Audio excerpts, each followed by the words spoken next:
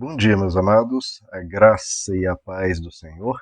Eu sou o pastor Rômulo Pereira, da Igreja Batista, Palavra da Graça, e hoje nós vamos estudar os Atos dos Apóstolos, capítulo 14, verso 28, que nos diz: E ficaram ali muito tempo com os discípulos. Bom, meus amados, aqui está a conclusão do capítulo 14 do livro de Atos, que finaliza a primeira viagem missionária do apóstolo Paulo, né, que teve a companhia de Barnabé. Viagem essa que é descrita, né, nos capítulos 13 e 14, qual estudamos verso por verso, né, todas as intempéries, todo o esforço, toda a dedicação, toda a pregação do apóstolo Paulo e de Barnabé, levando muitos gentios à conversão ao Evangelho, a conhecer a palavra de Deus e a Jesus Cristo, alguns judeus também, mas em sua maioria foi uma viagem missionária aos gentios, ou seja, aos não-judeus. E aqui então conclui-se essa primeira viagem, e eles ficam então estacionados por algum tempo na igreja de Antioquia, na Síria, que foi essa igreja mãe que os havia enviado, onde eles já haviam ministrado, pregado, pelo menos por um ano antes dessa viagem. Então agora eles ficam aqui muito tempo com os discípulos. O tempo aqui não é expresso quanto tempo se deu, mas algumas estimativas são feitas, né? Sabe-se mais ou menos que o que ocorreu nos capítulos 13 e 14 se deu por volta do ano 45 ou 46 de nossa era, né? 45, 46 depois de Cristo.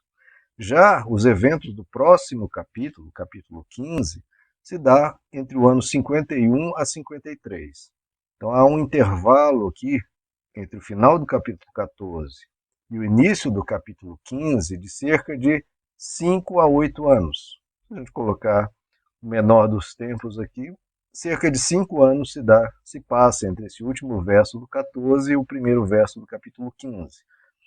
Será que 5 anos ficou o apóstolo Paulo aqui, ou ficaram Paulo e Barnabé em Antioquia?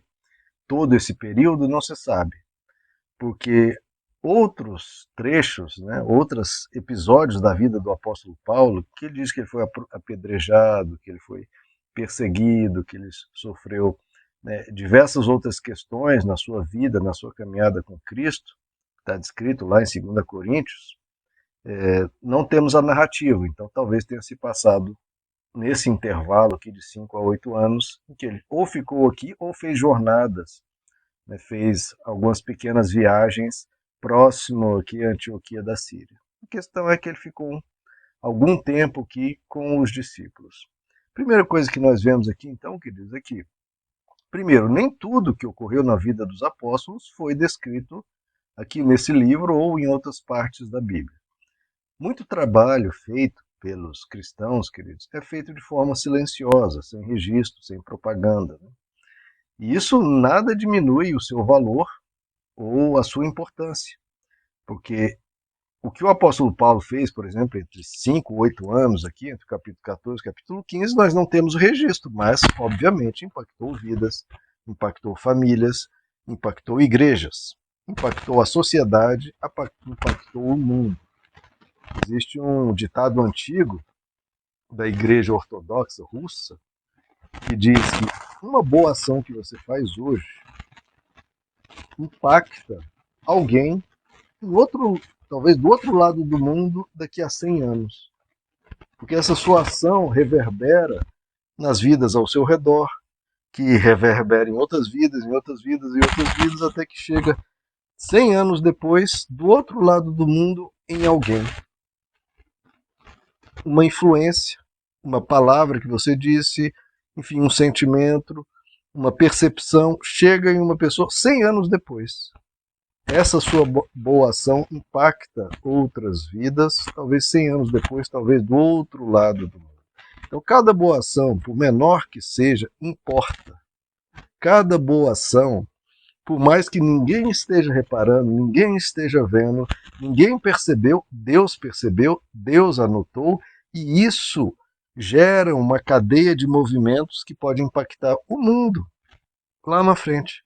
Essa sua boa ação pode ter deixado uma sementinha no coração de uma pessoa que depois passou essa semente para frente, passou uma semente para frente, converteu uma pessoa lá na frente, que falou uma palavra, que viajou para um lugar, que chegou para outra pessoa, uma outra cultura, que fundou uma igreja que converteu alguém.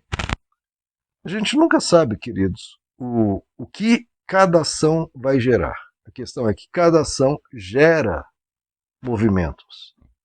Existe até uma expressão que diz o efeito borboleta, né? Que o bater de asas de uma borboleta no México pode provocar um furacão no Japão.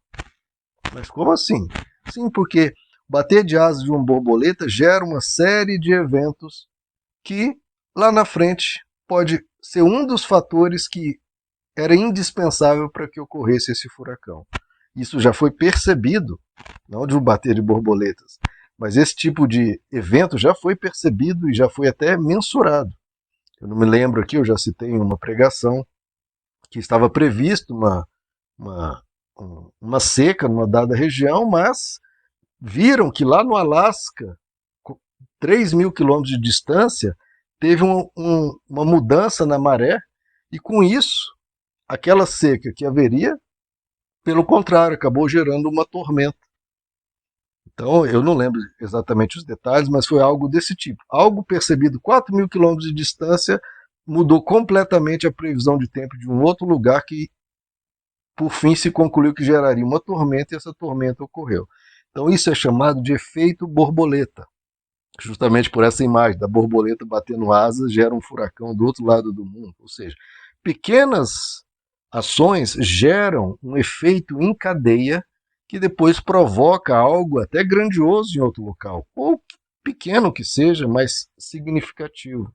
Nós nunca temos, a gente não tem como mensurar o que cada ação nossa vai gerar séculos adiante, nas vidas adiante. A questão é que legado você tem deixado, que ações você tem feito, mesmo que ninguém esteja vendo, que esse é o ponto, que esses 5 anos aqui, ou 8, de interlúdio entre o final do capítulo 14 e o início do capítulo 15, parece sem importância? Não, é só que não foi registrado. Mas com certeza impactou pessoas e talvez boa parte do que nós temos hoje tenha sido consequência também desse período. Boas ações, bons legados que chegam até nós são movimentos que foram um efeito em cadeia desse período. Não se preocupe com fama, não se preocupe com poder, não se preocupe com registros. Faça o bem sempre, porque o principal registro está sendo feito, que é lá no livro da vida. A Bíblia diz, lá no livro de Apocalipse, que cada ação nossa está sendo registrada em livros. E naquele dia, livros serão abertos e a vida das pessoas serão descortinadas e tudo será apresentado diante de Deus. Claro que Deus já o sabe, mas está ali tudo registrado. Tudo foi testemunhado, como diz o escritor aos Hebreus. Nós estamos diante de uma nuvem de testemunhas. Toda ação nossa, querido, acho que os cristãos perderam muito disso, né? Pessoas fazem a coisa em oculto, achando que algo está oculto. Não existe nada oculto, queridos. Tudo está desnudado e patente diante daquele que haveremos de prestar contas. Repito, tudo está desnudado e patente diante do qual teremos que prestar contas. Cada ação nossa, queridos, cada ação nossa reverbera pelas pessoas ao nosso redor e pelos séculos adiante. E também, nesse ditado russo antigo da Igreja Ortodoxa Russa que mencionei, se cada ação boa nossa reverbera até 100 anos depois, do outro lado do mundo, cada ação ruim nossa também reverbera. Uma ação ruim nossa pode provocar a queda de uma pessoa lá na frente. Pode gerar um mal a uma pessoa um século depois. Isso é para nós entendermos a importância de cada ação, de cada palavra, de cada gesto. Então, hoje as pessoas ofendem qualquer um, né, por qualquer coisa, xingamentos, humilhação. Impressionante como os cristãos xingam fácil hoje. Isso é impensável há 30 anos atrás, para vocês verem o nível da pregação do evangelho hoje em dia. Há 30 anos atrás não existia um cristão evangélico, pelo menos católico, eu não sei, porque católico muitas vezes sempre teve um grande número aqui no Brasil de não praticantes, mas os praticantes provavelmente é a mesma questão. Não, não existia o xingar. Não existia, simplesmente você não viu um evangelho xingando. Isso é impensável. Hoje em dia se xinga com a maior naturalidade, quase passa despercebido. Isso é horrível, grotesco. Você vê o nível do evangelho, porque Jesus disse que nós haveremos de prestar conta de cada palavra torpe que dissermos. E se alguém chama alguém de raca, se alguém chama alguém de tolo, alguém chama alguém de lixo, haverá de prestar contas a Deus e pode ser e pode ir para o fogo do inferno por essa palavra. Jesus que disse isso. Ah, mas peraí, parece um Jesus tão agressivo, tão diferente do Jesus amoroso que a gente conhece. Não, queridos, esse é o Jesus do amor. Mas é um Jesus que conhece o efeito que tem as palavras no coração das pessoas. Não é porque Jesus ama quem está sendo xingado. As pessoas acham que Jesus ama só quem está xingando. Não, Jesus ama quem está sendo xingado. E quem está sendo xingado, ofendido e humilhado é vítima e está sob sofrimento, está sob opressão, sobre violência, sobre agressão. E Deus ama essa pessoa. Então, é por isso que há o juízo. As pessoas pensam, poxa, mas se Deus ama, por que há o juízo? Por que há essas coisas? É porque Deus ama a pessoa que está sendo vítima. Deus ama quem sofre. Ama também o ofensor e quer que ele seja transformado, mas ama quem sofre. Então, cuidado com as suas palavras, cuidado com as suas ações, porque aquilo que não está sendo percebido pelas pessoas, ou se pensa que não está sendo percebido, pelo menos não tem, digamos, nenhuma divulgação, nenhuma fama envolvida, mas isso impacta gerações, impacta pessoas, e está sendo tudo registrado nos livros. Esses 5 anos ou 8 anos, entre o capítulo 14, final do capítulo 14 e início do 15, não tem registro aqui nas Escrituras, mas tem registro nos céus. O que o apóstolo Paulo fez, o que Barnabé fez, o que essa igreja fez. E o que você fez, o que você faz, o que nós fazemos. Isso não é nenhuma ameaça, queridos. Pelo contrário, é questão de você precisa construir a sua vida, ser a vida mais bela possível. Porque tudo tem valor. O que eu estou dizendo é que tudo tem valor. E quando tudo tem valor, é claro que tem esse certo peso, porque as ações más também têm valor.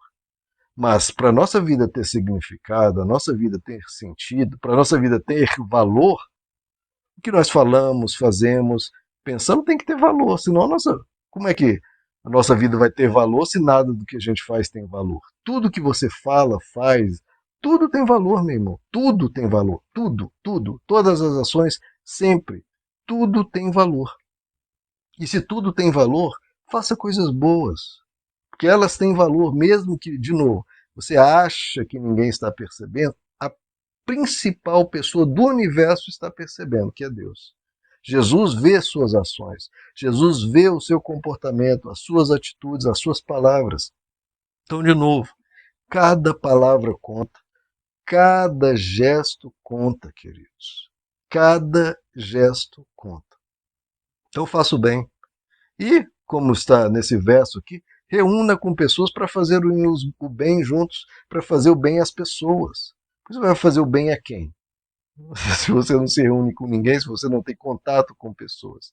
Tenha contato com seus familiares, tanto a família nuclear, quanto a família estendida, quanto a família de Cristo. Faça o bem a todo mundo, faça o bem sempre, fale o bem sempre, fale o bem, porque todo gesto conta. Tudo está guardado. Tudo conta, queridos. Tudo importa, tudo tem valor. Porque todos são gestos que nós precisamos, está sendo registrado, tem valor, importa e reverbera. Então faça o bem sempre. Isso é essencial, queridos, para a sua vida, para a sua eternidade e para o mundo e para todos. Meus amados, que Deus les abençoe. A graça e a paz do